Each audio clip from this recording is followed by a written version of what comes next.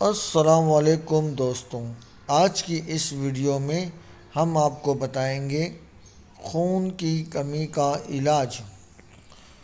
دوستوں، عام طور پر جسم میں خون کی کمی سے بچاؤ کے لیے صحت مند غذائیں استعمال کرنے کا مشورہ دیا جاتا ہے۔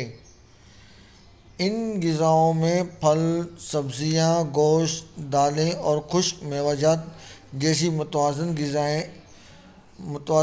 غذائیں چیزیں شامل ہوتی ہیں۔